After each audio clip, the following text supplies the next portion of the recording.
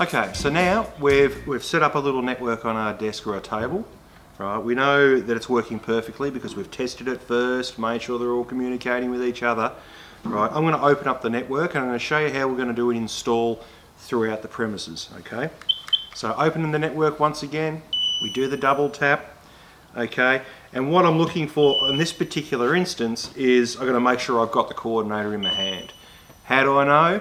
It's flashing twice. Okay, so that means it's the coordinator. So what we want to do is we want to plan where we're going to put the smoke alarms, and then we're going to position them correctly, okay? And then they'll protect us, or protect the customer, and that's what they're meant to do. So what we're going to do is take our one that's flashing twice, and we're going to take it to the most central point of where our smoke alarm network is going to be. So in the central most point of the house most of the time. Okay, so we're going to take it there. I will shut it down from the sonar ping because we don't need that going at the moment. I just want to locate where the coordinator was in the group. So now we're going to go fit this off in the central point of the house. Okay, let's say we've done that. Okay, so now we're going to our second smoke alarm. Okay, so we're thinking, okay, one of the back rooms, one of the kids' rooms, something like that, the hallway outside the kids' rooms, we want to install it there. So what are we going to do? We're going to take it down there. We're not going to fit it off. Okay, what we're going to do is stand in the location of where we want to fit that smoke alarm off, all right? And then we're going to hold down the test button and see if that smoke alarm works in that location first. Okay, now if it does, great, perfect, up the smoke alarm goes onto the ceiling, okay? That's the best way. You know, you solve a number of issues this way. You make sure the smoke alarm works in that position, and you know, in the event that it doesn't and you've fitted it off and screwed holes in the ceiling, well, you've avoided that situation, haven't you? So, okay, so that's our second one.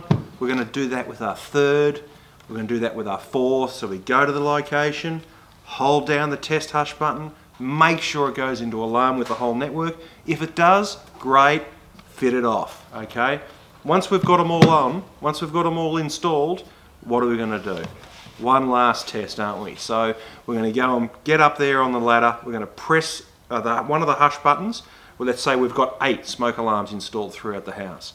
We're going to press the hush button or the test button on one of those smoke alarms, and we're going to run around the house. We're going to make sure every one of those smoke alarms are going into alarm and everything's working perfectly.